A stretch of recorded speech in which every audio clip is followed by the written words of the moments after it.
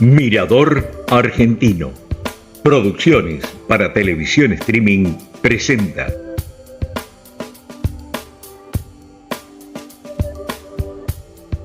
En primera persona, Malvinas. 42 años, a corazón abierto. Conducción, Carlos D'Abramo.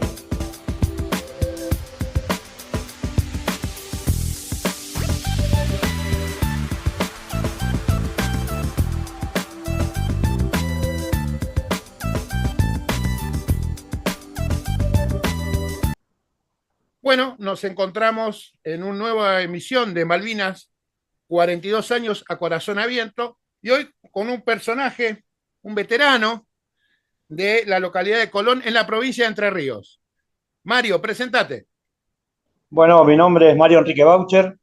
Yo nací acá en el departamento Colón, en un pueblito que se llama El Brillante, a 10 kilómetros de Colón, ciudad. Y bueno, transcurrió mis primeros años acá hasta que mi padre tuvo que viajar a Buenos Aires por temas laborales. Y a los 7 años fui a la zona de San Fernando, que nos llevó él, obviamente, ¿no? Él consiguió trabajo allá y nos llevó a los 5 hijos y bueno, y a la señora que era mi madre. Durante todo, bueno, ¿y cómo fue que llegaste a la Colimba? Llego a la Colimba con el sorteo 849, Fuerza Aérea. En 1981, a fines del 81, me entero de esto por el sorteo que salía en los diarios. Y bueno, de ahí en más, el 11 de enero quedo incorporado en la 9ª Brigada Aérea de Comodoro Rivadavia. A Comodoro fuiste. Sí. ¿Cómo fue tu llegada allá? Bueno, en realidad fue un poco sorpresiva porque nos habían dicho en su primer momento antes de despegar del avión que íbamos a Córdoba. Y de repente, después de un trayecto en tiempo, fuimos viendo un panorama diferente y ya nos fueron diciendo de que íbamos más al sur, hasta que de repente aterrizamos en Comodoro Rivadavia, que obviamente yo no conocía. Y bueno, apenas bajamos nos encontramos con un poquito del clima, ¿no? Un poquito de viento fuerte y la primera noche con el sol hasta las 12:15 de la noche. Claro, esa época del año todavía es largo el día. Sí, sí, bastante largo. ¿Y cómo fue tus primeras impresiones ahí? Bueno, estar en un lugar no es conocido tuyo, porque bueno, cambia hasta la luz solar, todo te cambió. Sí, sí, el tema era de que, bueno, llegamos y sin saber exactamente hasta que nos formaron, nos dieron un poco de información, a su vez de que era Comodoro Rivadavia, de que era la 9ª Brigada, bueno, todos los datos que por ahí teníamos que saber como para ver dónde estábamos parados, ¿no? Que era Chubut, bueno, todo eso no estaba en mi conocimiento. Mira, bueno, ¿y cómo pasaron tus primeros días? Porque vos entraste en el 81 para el 82. No, en realidad yo entré en el 82, el 11 de enero. Claro, ya había pasado. Bueno, ¿y cómo fueron esos Ahí días fue de el entrenamiento? sorteo. ¿Cómo te enteraste? Y bueno, lo de los primeros días fue un poco mostrarnos, si se quiere, un poquito lo que estaba alrededor de donde íbamos a dormir, la cuadra que se le llamaba, el lugar donde dormimos, los baños, conocer un poquito la vuelta, donde después desayunamos al otro día, lo que era la cocina, el rancho, ¿no? Y todo eso lo fue llevando un par de días hasta que exactamente no recuerdo, pero no pasaron mucho, tal vez una semana, y ya nos dieron la ropa de fajina, la ropa verde, como para empezar la intrusión. Claro. Bueno, y después de eso, ¿qué pasó? ¿Cómo fue? ¿Cómo Bueno, era?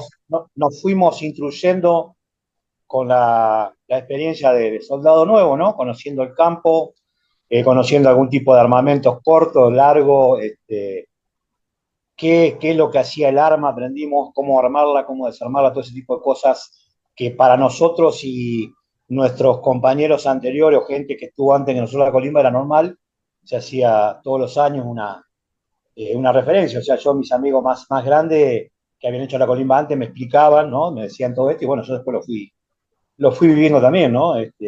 Nuestra instrucción terminó el día 26, si no me equivoco, de marzo.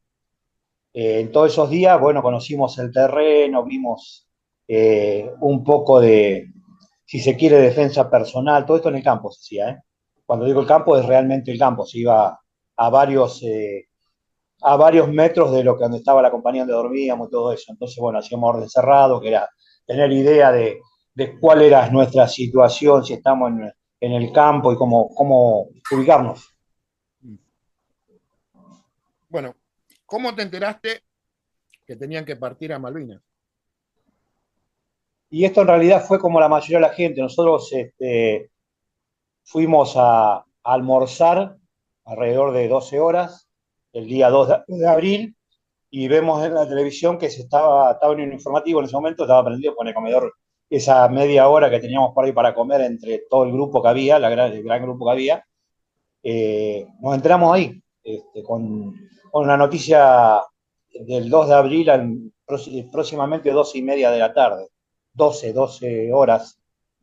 Eh, y ahí sentimos algo que yo por ahí comento a veces, ¿no? Cuando hay charlas acá, algo, algo, algo muy íntimo, algo que nosotros aprendimos de chico en la escuela, desde cuarto hasta séptimo grado, de que esas eran nuestras hermanitas perdidas. Y bueno, uno empieza a sentir cariño en esos momentos de ver el mapa, de pasar al frente, que nos hacían pasar la maestra, y a reconocer ríos y cosas que era lo que aprendíamos en la escuela, ¿no? Y bueno, después estaba la posibilidad de las ganas de ir, pero obviamente que era ganas de ir a conocer, no, no, no, como por ahí algunas personas dicen, no, yo quería ir a la guerra. No, la guerra no existió, la guerra existió después del 1 de mayo. Primero fueron todos deseos de querer ir al lugar, de decir, bueno, voy a pisar esa tierra, voy a ver qué hay, qué animales hay, qué cosas puedo ver. Claro, ver lo que te contaban en la escuela, que las Malvinas eran unas islas. Bueno, básicamente ir conociendo el terreno, ¿no? Claro, sí, sí, no, más que nada el terreno lo conocimos cuando pisamos allá.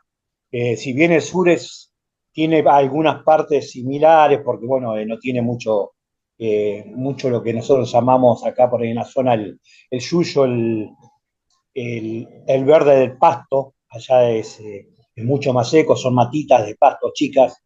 Y bueno, en Comodoro ya algo de eso se veía, pero no, nada que ver al piso de la isla en sí. ¿Cómo fue la tensa espera? Porque estar ahí en el territorio, bueno, hacer los trabajos de logística, preparar la posición, lo que te tocara. Bueno, lo nuestro fue muy específico. Nosotros nos dan la posibilidad de, entre 20 personas, elegir 12 soldados. El oficial que nos lleva en su momento nos forma en lo que era un comedor y en ese momento nos dice, tengo que viajar a Malvinas y tengo que, tengo que ir al lugar y le voy a dar la posibilidad de que ustedes decidan quién quiere ir. Yo tengo que ir con 12 soldados. Acá tengo 20 o 24 éramos, porque uno estaba haciendo guardia y después entró. Y la idea es que nos fue preguntando uno a uno. Entonces, cuando a mí me dicen, claro, vos fuiste obligado, no, no, yo, gracias a Dios, pude elegir. Cuando digo gracias a Dios es porque tuve la posibilidad de conocer algo hermoso, parte de mi país, parte de mi tierra que yo de otra manera tal vez no hubiese conocido nunca. ¿Por qué? Por la situación económica, que a veces lo que era el viajar y los costos eran muy grandes. Entonces, bueno, para mí fue un gusto, un honor, después de haber que me hayan aceptado también, ¿no? Porque primero nos preguntaban y después te decían que le des un poquito más de detalles porque querías ir. De ahí nosotros, después de enterarnos de eso, nos dan la orden de desplegar las piezas de artillería, que ya éramos artilleros, con el nombre. Después fuimos conociendo el cañón. Todo lo que era la zona de Chubut, de la 9ª Brigada, alrededor del pueblo de Chubut.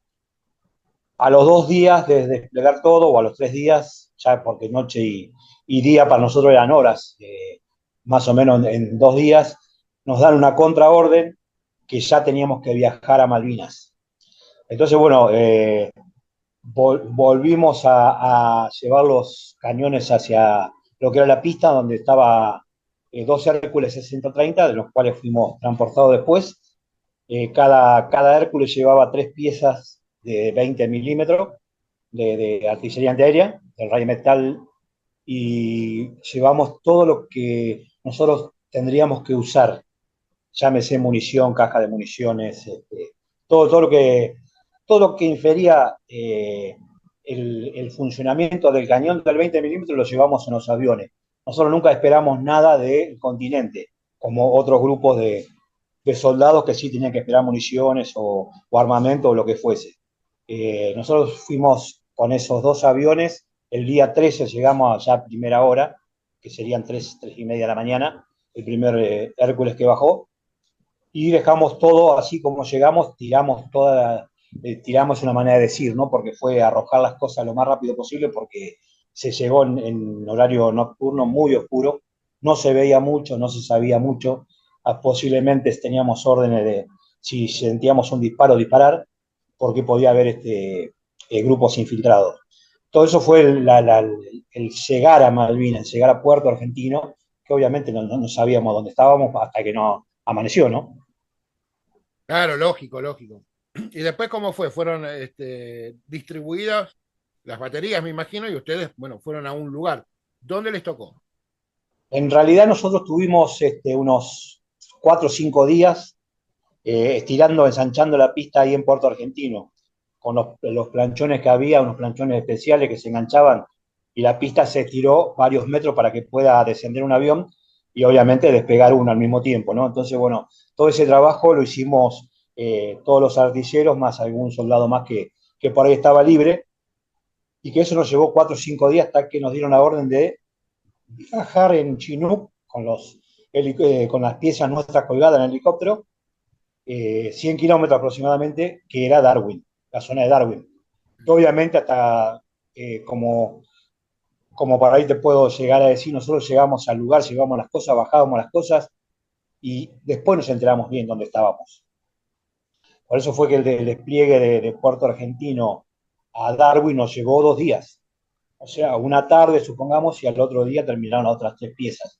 ¿Por qué? Porque había que bajar esos 100 kilómetros eh, a una altitud muy baja, porque es todo desconocido, no sabíamos si teníamos infiltrados de ingleses y era muy fácil que nos derribasen con algo colgado y un helicóptero chino, ¿no? O sea, no quedaría nada, ni siquiera los soldados, el personal.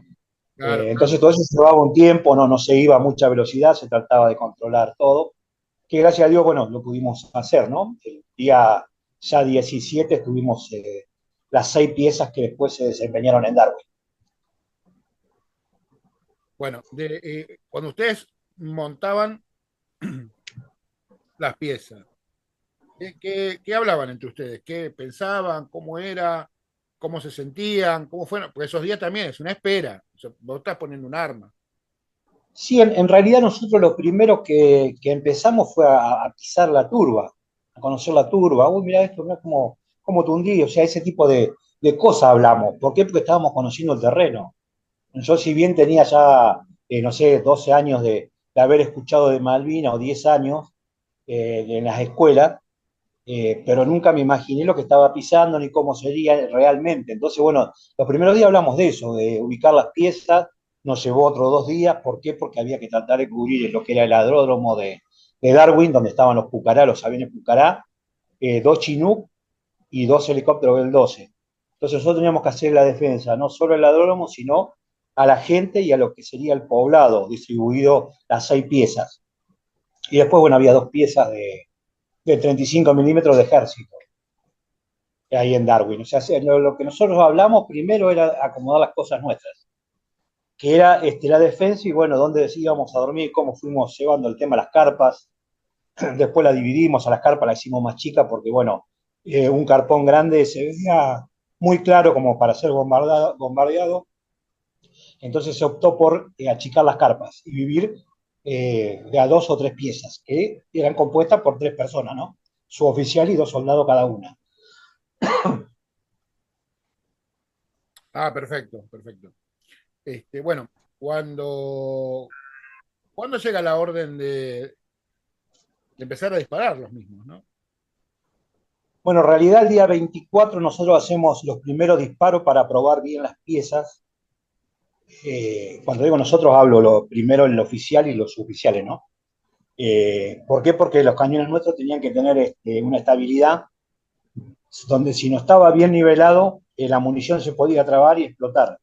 Entonces la turba se nos complicó un poco, porque por eso un día nosotros teníamos 3 pies, que era el apoyo. Entonces si uno estaba mal, quedaba como inclinado hacia un costado y ya había que moverlo un poquito hacia adelante o hacia atrás hasta que encontremos el espacio de la tierra pareja. Si se hundiese un poquito no pasaba nada, pero se tenían que hundir las 3 piezas, los 3 pies. Claro, las tres patas, como se Y dice. es, claro, las 3 patas que tiene la pieza. Bueno, de ahí nosotros en realidad empezamos a ver la posibilidad de si nos atacaban, cómo podría ser, hablando, ¿no? Hablando con los oficiales y los oficiales. Ellos tenían los planos en un lugar donde estaba la parte de oficiales superiores. Y bueno, de ahí nos traían alguna información o unas ideas aproximadas, que obviamente no tuvo que ver nada como fue el ataque, ¿no? Porque teníamos falta de experiencia, en Puerto Argentino a las 4:30 de la mañana, a las 4 de la mañana fue atacado, nosotros fuimos 8:15 más o menos, con 13 Harrier que entraron a muy baja altura y lanzaron las bombas y bueno, perdimos un oficial y 7 suboficiales, más algunos heridos. Ese fue nuestro bautismo de fuego como Fuerza Aérea y en entender que realmente estábamos en guerra. ¿Por qué? Porque lo primero era todo palabra, todo papeles, un mapa, unas ideas y no había nada concreto porque nunca habíamos entrado en guerra, eh, nunca habíamos tenido alguien que nos esté disparando, que un avión haga el simulacro, nada, no hubo esos tiempos. Entonces, bueno, fue muy fuerte en el momento, muy duro, porque nosotros apenas vimos pasar los aviones que ya estaban encima, no tuvimos reacción porque había que despegar los Pucará y no tenía miedo que enganchemos a los Pucará y los derribemos, porque la pieza de 35 también tenía un radar especial, donde por ahí enganchaba el avión y lo seguía y le seguía disparando. Entonces nos dieron la orden de no tener las piezas encendidas ni hacer ningún disparo hasta que despeguen los Pucará. Pero tuvimos la mala suerte que el teniente Yuki, que en su primer querer salir, rompe nariz, la trompa de nariz, que es la rueda delantera, y se entierra. Entonces demoró los otros 2 o 3 Pucará, y ahí entraron justamente los aviones ingleses. Entonces nos agarró una situación de que primero no teníamos la orden de disparar si fuésemos atacados. ¿Por qué? Porque tenían que salir nuestros propios aviones. Y bueno, ya cuando sucedió, fue muy rápido, nos tiramos al suelo, lo único que pudimos hacer, y bueno, rebotábamos como por ahí casi como una pelotita de, de tenis, si vos querés. ¿Por qué? Porque la onda expansiva y la turba ser tan blanda nos sacudió varias veces que no entendíamos bien qué pasaba hasta que no pasaron 10 o 15 minutos. Después empezamos a recapacitar bien. Y ahí empezó nuestra defensa real antiaérea, que fue después tener la posibilidad del 4 ya de mayo hacer un derribo con las piezas del 35, incluidas algunas piezas nuestras del 20, y así sucesivamente se fueron esquivando, si se quiere, no dejando llegar los aviones enemigos a nuestro lugar, ¿no? Claro, ustedes lo que tenían, custodiaban básicamente los Pucará. Para eso estaban, era una defensa. Claro, lo que pasa es que justamente nosotros no nos dan la orden de dejarlo a las piezas, si se quiere, no tenerlas en marcha, porque las piezas nuestras tienen un motorcito como que había que encenderlo para poder usarlo.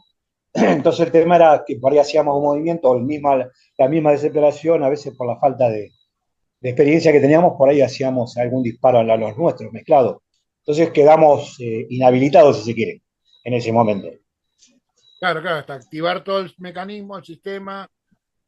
Y aparte por un tema de calor, sí, calor, por ahí tenés un armamento que iba por calor o los veían o algo. Claro, sí, sí, lo principal en aquel momento era que despeguen nuestros aviones tranquilos y después nosotros quedar libres. Entonces, sí, obviamente estaba incluido el calor y un montón de cosas, ¿no? que nosotros fuimos descubriendo con los días, al transcurrir los días. Claro, claro. Eh, ¿Cómo fue? Porque en un momento la pasaron mal ahí, recuerdo bien con el tema de los Pucará, que los venían a atacar los Harrier a cada rato.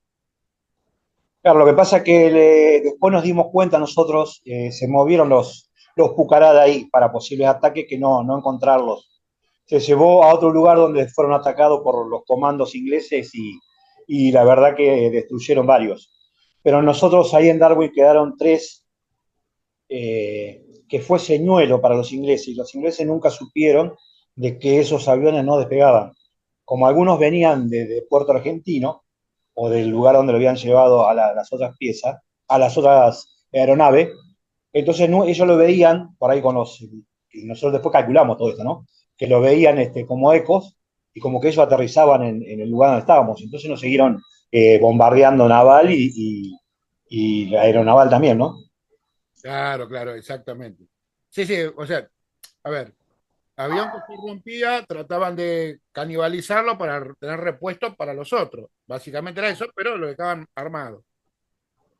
Sí, sí, sí, porque el que se rompió el tren delantero no se pudo arreglar más y había otro que fue volado una parte de una ala, pero cuando se sacaban fotografías, que nos sacaban ellos un par de veces, los aviones parecían casi intactos. Claro, claro, desde arriba la foto. Entonces, bueno, claro, se usaba como señuelo, por eso era que éramos atacados y por ahí se demoró más el contraataque de ellos, ¿no? De querer tomar el lugar de la zona nuestra. Vos sabés que lo del señuelo se usaba en la guerra eh, eh, y se terminó usando de vuelta en los 90 en la guerra de Irak. De armar señuelos o tener señuelos, entonces le gastaban la munición ahí y hacían toda una movida para después hacer el contraataque. Una Sí, sí, estrategia. obviamente. Eh, ¿Cómo fueron tus días allá, pero visto desde tu vuelta? ¿Cómo fue tu vuelta? La verdad que la vuelta nuestra fue un poco, si se quiere,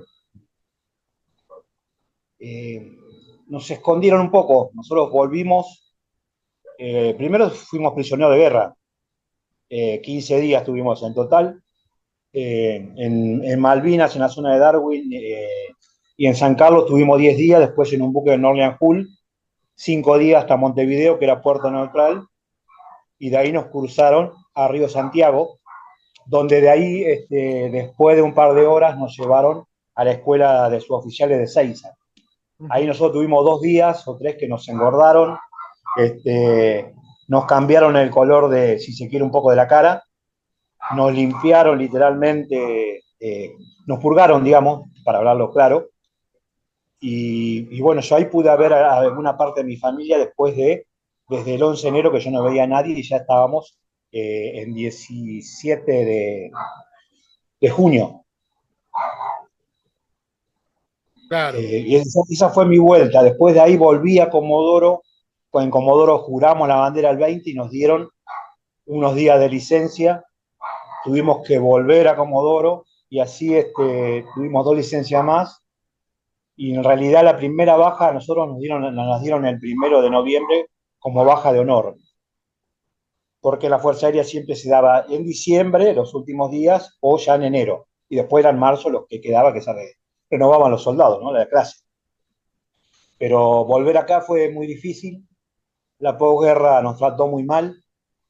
Eh, la posguerra, cuando yo hablo, le encierro lo que es volver a un lugar donde para la Fuerza Aérea éramos civiles y para el Estado éramos militares porque habíamos ido con los militares a Malvinas a la guerra.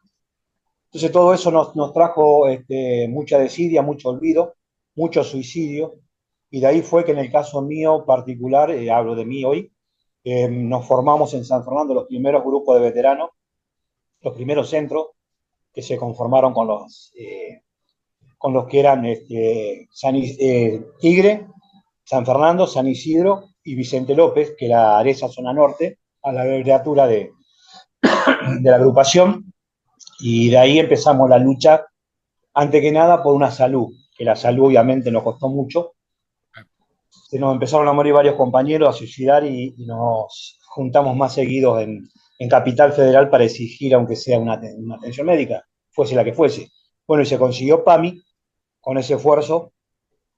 O sea que los primeros años míos de volver, no solo que me tenía que aguantar de que por ahí te miraran de reojo, te dijeran, no, un loquito, o ibas a buscar un trabajo y te decían, no, lo que pasa es que vos tuviste en Malvinas y bueno, nosotros buscamos otro tipo si se quiere, de personas que no hayan tenido el conflicto y viste, ya entrabas con una cosa que te discriminaban y después te empezaban con lo que te decía hace un rato, ¿no? De que como fuimos con los militares a Malvinas, éramos militares para ellos y cuando vos ibas yo en el caso mío, que he ido en su momento a la Fuerza Aérea, me decían, bueno, pero a ustedes ya le dimos la baja, nosotros ya la parte nuestra está cumplida, ahora usted pasó a ser civil. Bueno, te encontrás con todas esas cosas, con 3, 4 años de haber vuelto a la guerra, que fueron los primeros que te estoy hablando, que lo mejor que nos pasó fue empezar a encontrarnos en un grupo de soldados y armar los centros, esto que te decía recién. Que ¿Cómo obviamente después fuimos a Capital y nos encontramos va con pasando y un montón de... va haciendo la vida? Pero ¿cómo fue? ¿Cómo? Como que el tiempo, digo, va pasando y bueno, vos terminaste en Colón, Yo terminé en Colón porque nací acá, digamos, en la zona. ¿viste? Pude comprar un terreno, Ajá. hice lo que es, si se quiere, mi casita, con 2 o 3 departamentitos en los cuales mis compañeros han venido todos estos años pasados y se quedan por ahí unos días a compartir y a pasarle unos días de vacaciones, digamos. Y después, ya en el 2011, inauguré un museo, el cual lleva el nombre que te dije en el primer momento, ¿no? El Museo Islas Malvinas, Zona Darwin. Eh, ¿Por qué? Porque me pareció que de alguna manera tenía que reivindicar a mis compañeros muertos y también, si se quiere, a la labor de los que volvimos, ¿no? Claro, lógico. A eso quería llegar. ¿Cómo se te ocurrió? Yo en el 2004 ya pensaba hacer un museo, porque yo, no sé, se me cruzó de que esto no podía que perderse. Y como nosotros ya empezamos a ser maltratados, como te decía, digo, te hay que poner algo como piedra fundamental de que haya algo que recuerda a los caídos. Y de ahí vamos a hacer una base para poder mantenernos también los que vamos quedando, ¿no? Por el esfuerzo, por la misión. Para mí esto es la misión. Me llevó más de 3 años hacer este lugar y fue todo con dinero de mi bolsillo. Algunas colaboraciones después, ya cuando estaba el lugar, pude de 2 o 3 compañeros y algo del municipio, si se quiere, en algunos gestos. Esto hoy tiene 13 años, el museo 13 años y meses. Y bueno, acá me han visitado escuelas desde jardín infante Mismo te hasta quedaste secundaria. con la boca. ¿Eh? Lo sacaste de la boca, digo, bien, bueno, te abriste, no solamente hiciste un museo, sino que abriste a la cultura, a la educación, como a No, contar. no, que la idea es esa. O sea, yo no quería un museo para mí. Si yo vivo en Malvinas, o todos los veteranos vivimos en Malvinas, quieras o no quieras, por un momento o por otro, estás de regreso, por alguna situación, por la pregunta, por lo que fuese. Sí. Yo lo que quería hacer era que se conozca parte de la historia, parte de mi historia y parte de historia que me han dejado otros compañeros, me han habilitado para contarlas. O sea, yo cuando hablo acá por ahí de otra fuerza o de otro grupo de veteranos, es porque primero le pedí permiso Ajá. para poder contarlo de ellos. Entonces no es que yo sé lo que pasó en la guerra, yo sé lo que me pasó a mí y a mi compañero Ah, cercano. Después lo demás, por eso yo los programas lo hago justamente hablando con cada uno, que me cuente, yo a mí prefiero que me cuenten su metro cuadrado y bueno, y después como obviamente, lo que hubo, eso fue generalizado. Y bueno, y después, claro, lo que pasa es que esto te lo comentan porque vos me preguntás cómo surge esto y eso, si no, no, yo te hablo de mí, mi situación. El tema de museo lo abrí por eso, porque había cosas para mostrar a lo que es la comunidad, a lo que es la parte educativa, la parte cultural, y que fue mi misión de llegar. Yo acá llegué a muchas escuelas, voy a algunos lugares, voy a dar charlas también, de lo que es acá Entre Ríos, por ahí voy a 100 kilómetros, 70, 40, eso lo combino a veces en diferentes fechas, llevo algunos elementos, como para mostrar también a los alumnos y demás.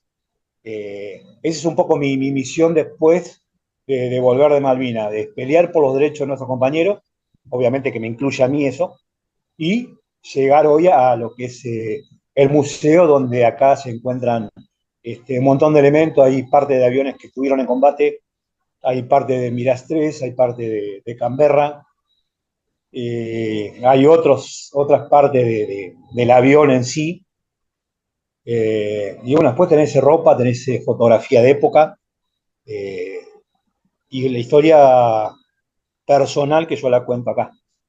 Vamos a hacer una cosa, vamos a parar un poquito. Te explico por qué. Sí, Está por terminar. Pará un segundo.